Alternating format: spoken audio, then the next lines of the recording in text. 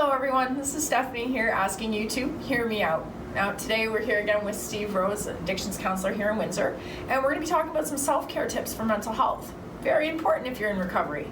But before I get into all of that, I just want to give you a trigger warning. Today I'm not so worried about it, but you never know, you might hear things that may set you off. But I, along with my friends at Aegis Health Group, believe in order to talk or eliminate stigma, we have to talk about it. We're all about creating positive and safe spaces for those going through their recovery journey, and that's what we're trying to do. So let's get started. Hi Steve, how's it going? Very good, yourself? I'm doing okay. I'm glad to have you back on the show. Yeah, thanks for having me again. Okay, so today I guess we're talking about self-care tips for mental health. Yes. This is an article that you wrote as well? Yeah, and this is relevant for anyone. These are transferable ideas to any area, but particularly relevant if you're in recovery or to build resilience for mental health. So, well, let's get into it. What's one of these wonderful ways of self-care? So I think a really big one for people, and I think this will resonate, is the practice of saying no. Yes. And I think we can all relate to this, is you feel the pressure to do more or say yes, take on more projects, take on more things than you necessarily can handle, and then you get overwhelmed. When you're in that state of chronic stress, there's the increased risk of obviously relapse or other things. So I'm curious about your experience with this idea here. In my first little bit in recovery, I started doing a lot of volunteer work. Like I wanted to change the world when I got into recovery. I was over it. I had lost somebody close to me. I wasn't able to get them into recovery. They're still out there using. And so I had this motivation that I was going to create programming and I was going to do all of this stuff. So I started taking on all of these projects that would put me in the right spots. Right. And unfortunately, I ended up burning out about 3 months in. I had to take 2 months off of everything just to kind of recover and recharge. And that was an eye-opening experience because I didn't realize how much effort we put into working in something like that. When we're talking about our recovery story and when we're talking about where we've been, that takes an emotional drain from you. And when you're out working around this, there is this emotional piece that you end up getting burnt out. Mm-hmm. So I learned about that really early on, and now I'm very, very balanced. I can only put so many hours to certain things. I watch what I have going on in my schedule. I'm very aware of how much time I'm putting into this. And with some of the people I work with, I tell them, like, okay, you've done a lot this last 2 weeks. Give yourself a week or two to kind of relax, and then we'll bring you back to talk about this, or, you know what I mean? I'm very aware of that now, and I don't want to burn out anybody that I'm around. Yeah, so it's not letting go of those big grand goals, it's just putting them in a realistic timeline. Absolutely. We always say that there's never enough time in the day to do everything we want to do. Yeah. It's learning how to prioritize which thing is most important and which thing you need to get done this day. I'm a time management master now. Right.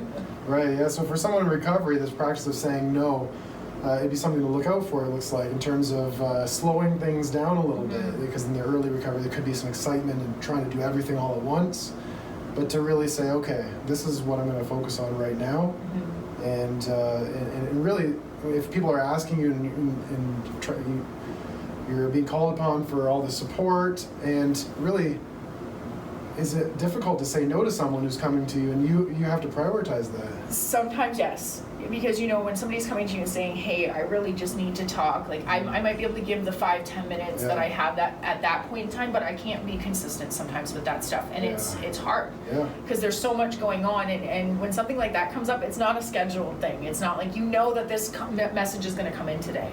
Yeah. So I might be doing 3 things at once, and I feel like I'm not giving that person that wants me to listen to them, I'm not giving them the time and that they need. So I try to schedule time with them. Like I hear what you're saying, and I'd love to talk to you more. Can we talk about it at this time? Yeah. Just trying to kind of balance that. So what's another point? What's another thing we can do for self-care? So this one relates a lot to the first one of being able to say no, but being able to ask for support. When you need it, and sometimes people feel like they can do everything. They can bear the burden of the world and, no, I got this. It's okay. I don't need support. But to really have that humility or a little bit of that vulnerability piece there is to be able to say, okay, I do need support, and being able to effectively ask for that support. Another skill, like being able to say no, it's being able to ask for that support. I'm curious your experiences about that one. I think one of the hardest sentences I ever had to learn in this world for me was, I need a minute to debrief. I need to debrief. And I didn't know what debriefing was before this, but once I started working in nonprofit, and we do a lot of that at work. When we have an emotional support group or something like that, we'll debrief afterwards.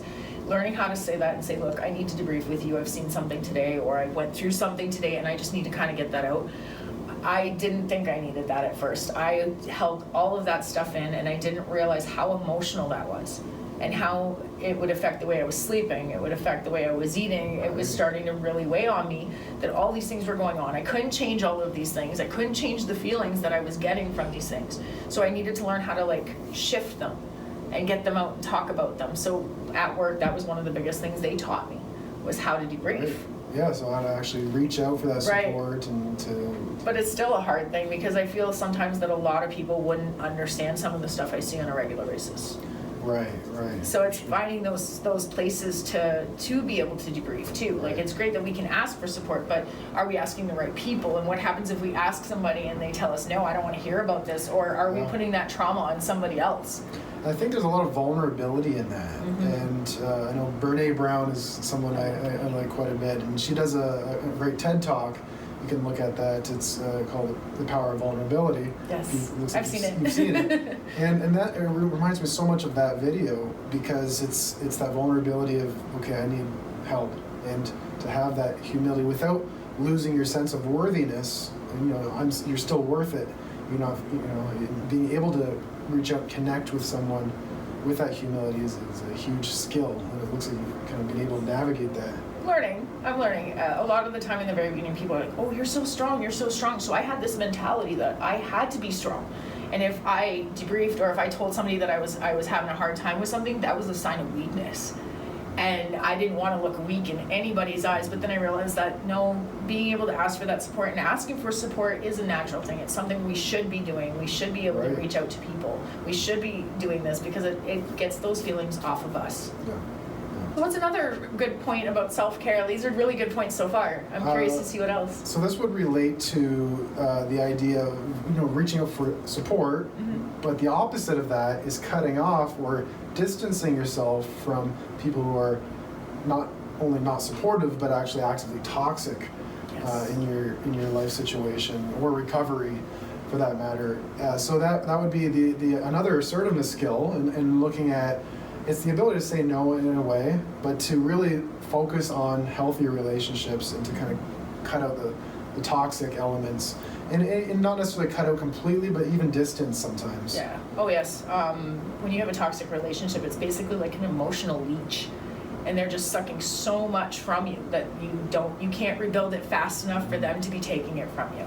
And I've been through relationships with toxic people that I've had to let go of, and it seems like as soon as that relationship is over, everything calms down, everything's at peace, and you start to realize like how toxic the relationship was. You may not even realize how bad it is until after it's already over. That's a huge thing, is you don't realize when you're in kind of this storm of things, you don't realize that it's actually that bad, and then you get out like, wait a minute, it could have been this way the whole time. Like, I spent 9 years with somebody who was toxic, and because I was codependent, I kept thinking, oh, well, I can help this person, I can change this person, I can make things better, I can make it like better, I can do this, I can do that. And I didn't realize that all of that work I was trying to put into it wasn't going anywhere, because he wasn't in a place to receive that. Right. And so it was this horrible, toxic mess. But once it was over, I started realizing how much damage was done, how many things that triggered me, how many traumatic experiences I had been through. Like, I was talking to somebody about something that had happened to me, and here I was talking about it like it was normal. And they're looking at me like, you actually went through that? He did that? And they couldn't believe it. So I didn't realize, like, to me, this was a normal thing. Yeah. I was over it, I was through it, and this person was saying, like, that's not normal, that doesn't happen on a regular basis, no. So there's a lot of things that you just don't realize are even toxic. And you can see how all these points are tying together. Because when you reach out for support, then you get the feedback of, oh, that's not right. And then you can now move to the point of looking at the toxic relationship. And then the first point again, the saying no and being able to create the boundaries there. And I think all of these relate to, in recovery, they say persons, places, and things. Absolutely. This is, the people is the number one, and this is all related to the social realm and how to navigate that in recovery.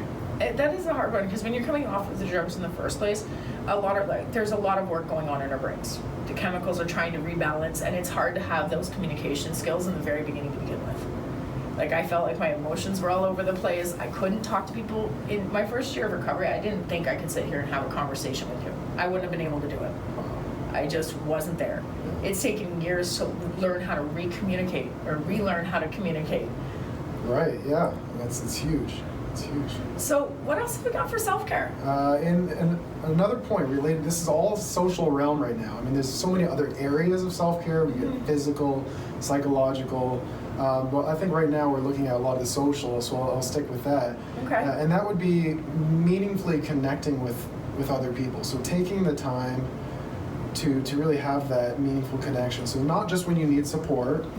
It's not just when you have to get something done when you're at work, but actually taking the time to sit down and just sit down with a coffee, meet with a friend, to really connect and to have that time to recharge. So it's like filling your own cup in a way.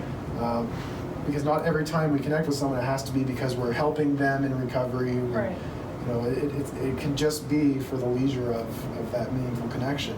Well, and new in recovery too, there's not a lot of people. We've damaged friendships from before. We've damaged relationships from before. So there's not a lot of opportunity for that for us, because we don't know how to do that yet. Yeah. So I think that's like an important skill we need to start looking at when we have somebody in recovery that's coming into counseling. I wonder, do you do anything like that? Is there something that you, like an exercise, or do you talk about that with somebody going in? We talk about it. It's like, well, what matters? And a lot of times it's a family.